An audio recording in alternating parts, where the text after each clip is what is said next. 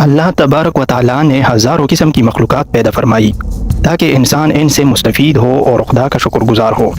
اس مادی دنیا کے علاوہ بھی انسان کے لیے اللہ نے دل بہلانے والی مخلوقات کو پیدا فرمایا ہے تاکہ دنیا کی تکلیف و مصائب اور آزمائشوں سے تکا ہارا بندہ جس نے اللہ کے حکم کے آگے اپنی تمام تر خواہشات قربان کر دی اسے وہ مخلوق بطور انعام عطا کیا جائے۔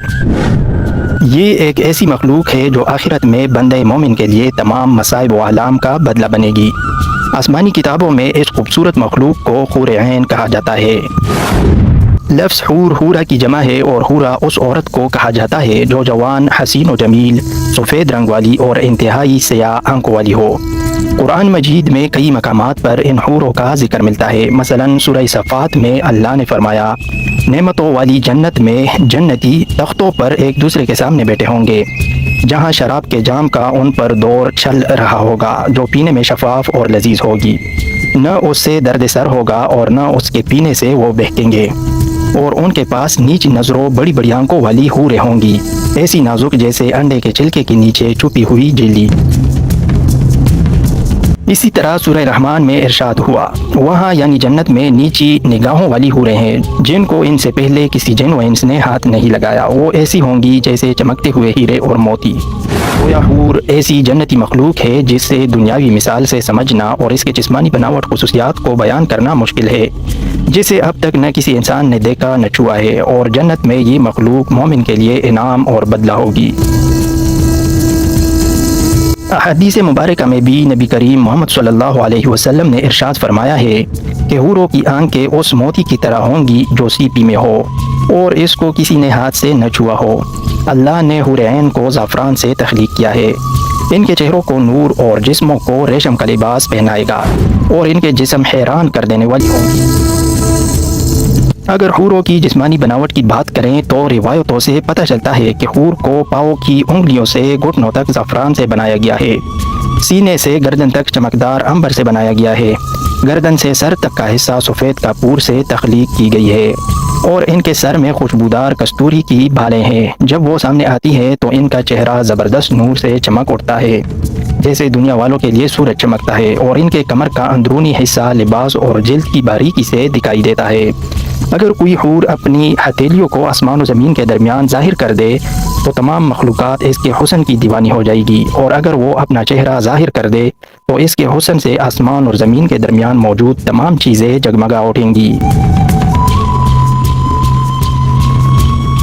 ایک روایت کے مطابق جنت الفردوس اور جنت العدم کے درمیان میں ایسی حوریں موجود ہیں جو جنت کے گلاب سے پیدا کی گئی ہیں۔ وہ کبھی سوتی نہیں، کبھی حاملہ نہیں ہوں گی، نہ انہیں حیض آتی ہے اور نہ وہ کبھی بیمار پڑتی ہیں۔ حوروں کی بھی کئی اقسام اور نسلیں ہیں، اور جنت کے الگ الگ درجوں میں مختلف اقسام کی حوریں رہتی ہیں۔ جیسا کہ حضرت ابن عباس نے فرمایا کہ جنت میں ایک نہر ہے جس کا نام بیدخ ہے، اس نہر کے نیچے حوریں اگتی ہیں اور خوبصورت آواز میں قرآن مجید کی تلاوت کرتی ہے اور اللہ کی حمد و ثنا بیان کرتی ہیں۔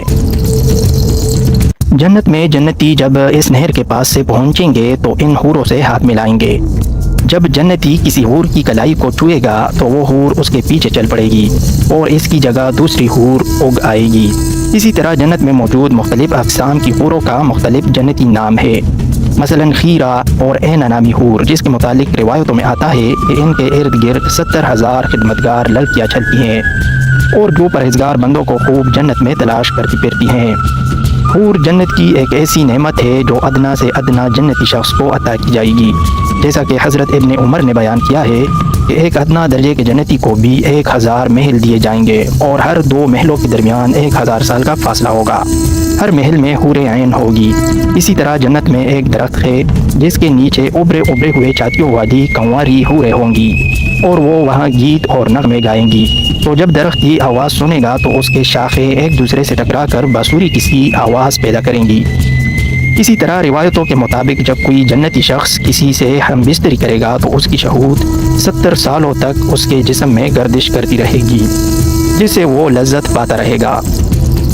جب وہ حور عین سے خوب صحبت کر لیں گے تو وہ دوبارہ پاک اور کنواری ہو جائیں گی۔ حوروں کا تصور دین اسلام میں کوئی نیا تصور نہیں ہے، بلکہ دنیا کے کئی مذاہب اور آسمانی کتابوں میں ان دوشیزہ عورتوں کا ذکر ملتا ہے جو موت کے بعد انسانوں کو ملیں گی۔ مثلاً قدیم یونانی اساطیروں میں نفس نامی ایک جوان اور خوبصورت مخلوق کا ذکر ملتا ہے۔ گریک مائتولوجی کے مطابق نمس ہزاروں سال تک زندہ رہتی ہے اور کبھی بوڑھی نہیں ہوتی۔ نمس کو مقدس روح کہا جاتا ہے جنہیں ویو دیوتا کی بیٹیاں قرار دیا گیا ہے اور جو کوہ اولمپس میں دیوتاؤں کی خدمت کرتی ہیں۔ اگر قدیم فارس کی بات کریں تو زردوستی اور ایرانی افسانوں میں بھی حوروں سے مثل ایک مخلوق کا ذکر آتا ہے۔ گاتھاؤں کے مطابق انسانوں کے تمام اچھے اعمال اور نیکی ایک خوبصورت حسینہ کی شکل میں تبدیل ہو جاتی ہے جسے ڈیانا کہا گیا ہے۔ ڈیانا ایک پرکشش اور بہترین لباس پہننے والی عورت ہے۔